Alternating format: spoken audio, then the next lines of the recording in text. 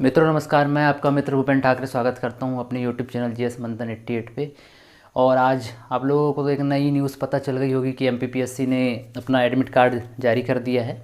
आप में से ज़्यादातर लोग जो है एमपीपीएससी का प्री दे रहे होंगे, तो आप बढ़िया उसकी तैयारी कीजिए। कुछ ही दिन बचे हैं एग्ज़ाम के। तो अभी तक हमने मध्य प्रदेश की जनजातियों के विषय में हमने अध्ययन किया और उसी क्रम में आज आगे बढ़ते हुए आज हम इसको समाप्ति की ओर लेके जाएंगे।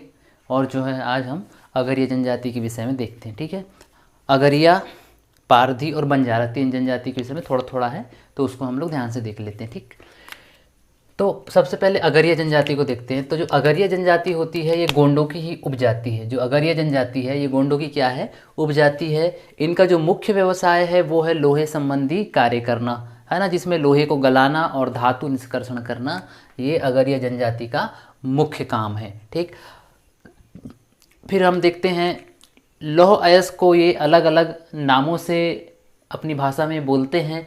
तो लौह अयस्क को जो है छावरिया, पोडी, करतरा, चरकी और जाग कहा जाता है। तो जो लौह अयस्क होते हैं उसको छावरिया, पोडी, करतरा, चरकी और जाग कहा जाता है अगरिया जनजाति की अपनी भाषा में। मतलब उनकी भाषा में वो लौह अयस्क को इस नाम से जानते हैं, जिसमें छावरिया भी कहा जाता है लौह अयस्क को पोडी भी कहा जाता है, करतरा भी कहा जाता है, चरकी और जाग भी कहा जाता है, जाग, है ना।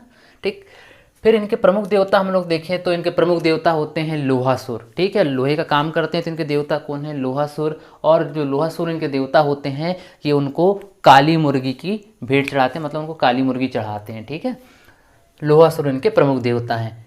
ये उड़द की जो दाल होती है उसको अपना शुभ संकेत मानते हैं। ठीक है, अगर आपसे प्रश्न पूछे कि कौन सी जनजाति उड़द के दाल को शुभ संकेत का रूप में मानती है, उड़द के दाल को शुभ संकेत मानती है, तो वो अगरिया जनजाति है। ठीक है, इनमें जो है वधु मूल्य का प्रचलन है। ठीक, वही वधु मूल्य का जो प्रचलन है वो अगरिया जनजाति में भी है। ठीक है, जो इनके देवता हैं लोहासुर, उनका निवास स्थान है धधकती हुई भट्टी।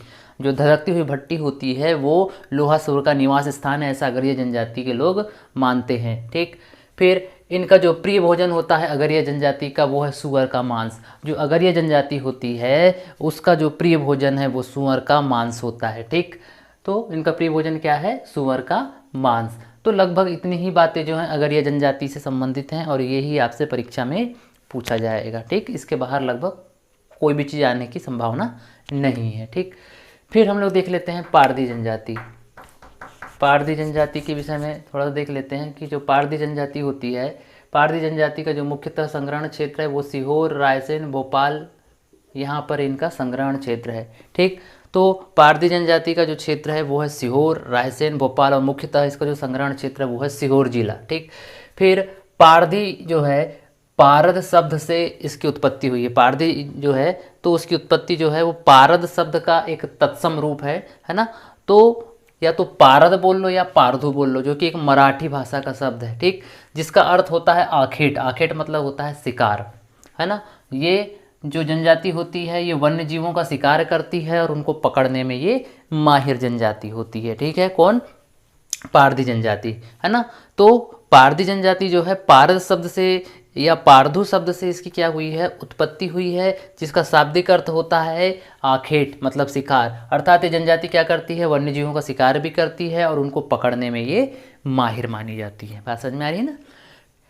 फिर और बात कर लेते हैं, इनके जो गोत्र होते हैं वो राजपूतों से मिलते हैं। ठीक है, जो पारधी जनजाति के जो गोत्र होते हैं, गोत्र मतलब सरनेम, इनकी जो सरनेम होती है वो आपको किससे मिलेगी, वो आपके राजपूतों से मिलेगी, है ना। तो देखिए उनमें क्या क्या सरनेम होती है, सिंधिया होती है, सोलंकी होती है, चौहान होती है, राठी होती है ना। तो इस प्रकार की जो सरनेम होती हैं वो पारधी जनजाति में भी पाई जाती हैं और यही सरनेम जो है आपको राजपूतों में भी देखने को मिलेंगी। ठीक, फिर जो पारधी होते हैं वो पारधी देवी के आराधक होते हैं। ठीक है, पारधी लोग जो होती है, पारधी जनजाति जो होती है वो पारधी देवी की क्या होती हैं, आराधक होते हैं लोग। जो पारधी देवी के क्या होते हैं, ये आराधक हैं। फिर इस पे किस धर्म का प्रभाव है, हिंदू धर्म का प्रभाव है। पारधी जनजाति पर प्रभाव किसका है, हिंदू धर्म का प्रभाव है। अगर देवी देवता की बात आ रही है तो वो हिंदू धर्म ही होगा, है ना। फिर पारधी जनजाति में जो महिलाएं होती हैं वो शिकार नहीं करती, जो पुरुष वर्ग होता है वो शिकार करता है, महिलाएं बिल्कुल भी शिकार नहीं करती, है ना। तो जो पारधी जनजाति होती है ये बहेलिया या शिकार करने वाली जनजाति होती है, ठीक है। ये क्या करने वाली जनजाति है, ये बहेलिया होते हैं या जो शिकार करने की जो इनमें जो कला होती है वो उससे संबंधित है। तो पारधी जनजाति का मुख्य काम क्या है, आखेट करना, शिकार करना, मतलब ये बहेलिया वर्ग है, मतलब शिकार करने वाला वर्ग है ना। तो पारधियों की 8 उपशाखा है पारधी जनजाति की। इसमें एक शाखा है गोसाई, दूसरा है चीता, है ना। तो देखेंगे गोसाई पारधी, चीता पारधी, भील पारधी, सीसी का तेल पारधी, फांस पारधी, बहेलिया, और एक होता है कारगर पारधी, और एक अन्य नाम है जो संभवतः नहीं मिलता, है ना, किसी किताब में अभी तक मुझे नहीं मिला ये। तो गोसाई पारधी, चीता पारधी, भील पारधी, सीसी का तेल पारधी, फांस पारधी, बहेलिया पारधी और कारगर पारधी, ठीक है। तो गोसाई पारधी होते हैं गाना बजाने वाले होते हैं और धार्मिक प्रवृत्ति के होते हैं, इन पर तुलसीदास जी का प्रभाव होता है, ठीक है ना। तो इसलिए इनका नाम क्या है, गोसाई पारधी। चीता पारधी जो होता है ये चीता को पकड़ने में माहिर होते हैं, बचपन में ही अपने बच्चों को क्या काम करते हैं कि चीते पकड़ने की क्या करते हैं, ट्रेनिंग देते हैं ना। तो ये चीता पारधी होते हैं। भील पारधी होते हैं, मतलब भील पारधी का मतलब ये होता है कि जो भिलाला होता है, भील, है ना, तो ये उससे संबंधित कुछ ये काम करते हैं, है ना। भिलाला होता है जैसे स्याही बनती है, तो ये उससे संबंधित कुछ काम करते हैं और लगभग भील जैसे दिखते भी हैं, इसलिए ये भील पारधी कहलाते हैं। सीसी का तेल पारधी, सीसी का तेल पारधी इसलिए इनको कहा जाता है कि मगरमच्छ की चर्बी, जो मगरमच्छ होता है उसकी चर्बी का तेल निकाल कर सीसी में भरकर बेचते हैं मार्केट में, तो इसलिए ये क्या कहलाते हैं, सीसी का तेल पारधी। फिर फांस पारधी, फांस मतलब फंदे की सहायता से शिकार करते हैं, फंदा मतलब जाल बिछा के ये शिकार करते हैं, इसलिए फांस पारधी कहलाते हैं। बहेलिया मतलब ये शिकारी वर्ग होता है, सबसे प्रमुख वर्ग इसमें क्या है, बहेलिया शिकारी वर्ग होता है ना। बहेलिया आया दाना डाला, वो एक कहावत है ना, तो वही वाली बात है। फिर कारगर पारधी मतलब एक काले रंग के होते हैं और पक्षी का शिकार करते हैं, और एक जो अन्य होता है उसका कहीं उल्लेख नहीं मिलता है। तो आप इतना ध्यान रखेंगे कि पारधी जनजाति की 8 उपशाखा है, मतलब 8 उसकी उपजातियां हैं। बात समझ में आ रही है। लगभग इसमें से सारी चीज़ें हमने आपको बता दी हैं, इतना ही है पारधी जनजाति में, ठीक। फिर उसके बाद आइए बंजारा जनजाति देखते हैं। बंजारा जनजाति के विषय में ये है कि ये एक प्रकार का कबीलाई समाज है, खाना बदोश समाज है ना।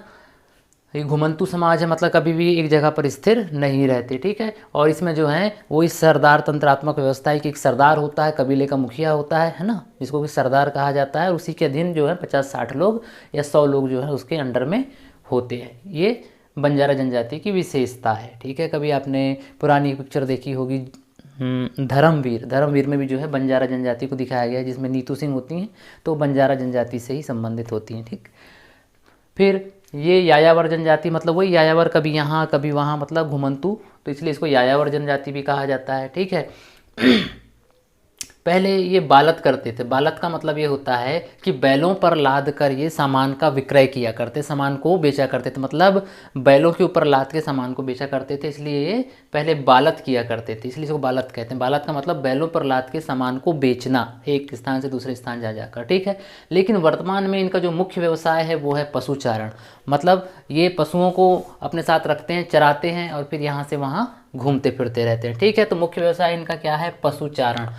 अगर कंघी का जो आविष्कारक है, जो कंघी होती है, कंघी का जो आविष्कारक जो माना जाता है वो इसी बंजारा जनजाति को माना जाता है। जो कंघी होती है करने वाली कंघी हमारी, तो उसका जो आविष्कारक है इस बंजारा जनजाति को माना जाता है। विश्व की सर्वाधिक श्रृंगार प्रिय जनजाति, मतलब सर्वाधिक श्रृंगार करने वाली जो जनजाति होती हैं वो कौन सी है, बंजारा जनजाति। इसको मोस्ट इंपॉर्टेंट कर लीजिए कि विश्व की सर्वाधिक श्रृंगार प्रिय जनजाति कौन सी है, तो वो है बंजारा जनजाति, ठीक है।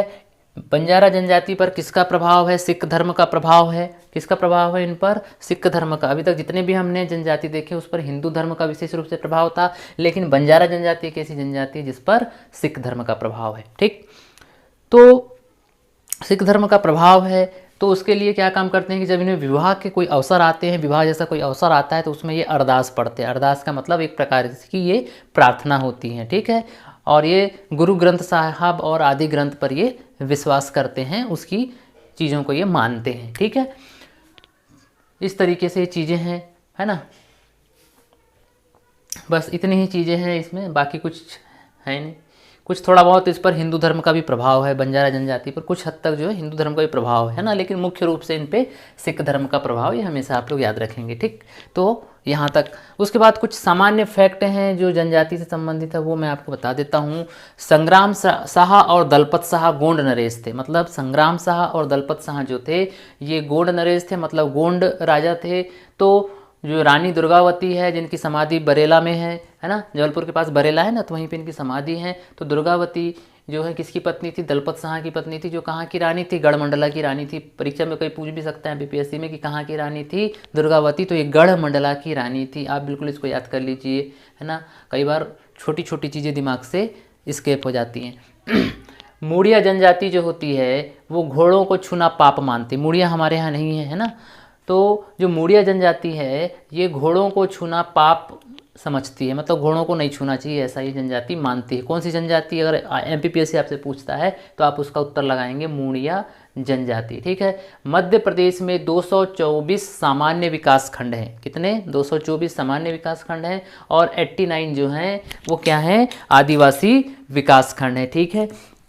कितने विकास खंड है? 89 विकास खंड है। तो टोटल मिला के कितने विकास खंड हैं हमारे यहाँ? 313। और इतने ही क्या हैं हमारे यहाँ? जनपद पंचायत। ये तो खैर एक अलग चीज़ है, लेकिन आप ये ध्यान रखिए कि मध्य प्रदेश में जो है 224 सामान्य विकास खंड हैं और 89 आदिवासी विकास खंड है, तो टोटल 313 विकास खंड है। ठीक, इस चीज़ को याद रखेंगे। खम्ब स्वांग जो नृत्य होता है वो कोरकू जनजाति द्वारा किया जाता है। खम्ब स्वांग, खम्ब यानी खम्बा, स्वांग है ना, तो खम्ब स्वांग जो नृत्य है वो किस जनजाति से संबंधित है? वो कोरकू जनजाति से संबंधित है। ये मेघनाथ की भी क्या करते हैं? पूजा करते हैं। जो कोरकू जनजाति के लोग होते हैं ये मेघनाथ की पूजा करते हैं। अगर आपसे पूछ ले कि कौन सी जनजाति के लोग मेघनाथ की पूजा करते हैं, यह खम्ब स्वांग नृत्य किसको समर्पित है? तो ये मेघनाथ को समर्पित है और कोरकू जनजाति द्वारा ये किया जाता है। ठीक, कोरकू जो है स्थानांतरित खेती करते हैं, इस खेती को झूम कृषि भी कहा जाता है। ठीक है।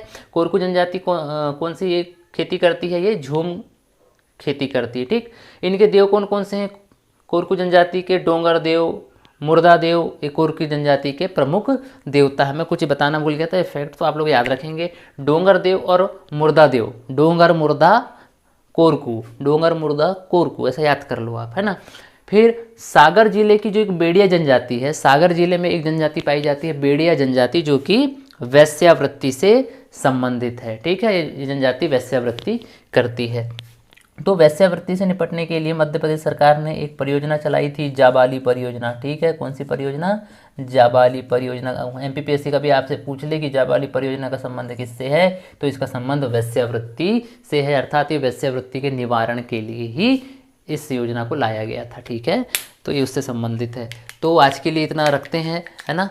और बढ़िया आप एमपीपीएससी की तैयारी कीजिए, कुछ दिनों में एमपीपीएससी प्री का एग्ज़ाम होने वाला है, तो दबा के बिल्कुल पढ़ाई कीजिए और लगे रहिए। ठीक है, जय श्री राम।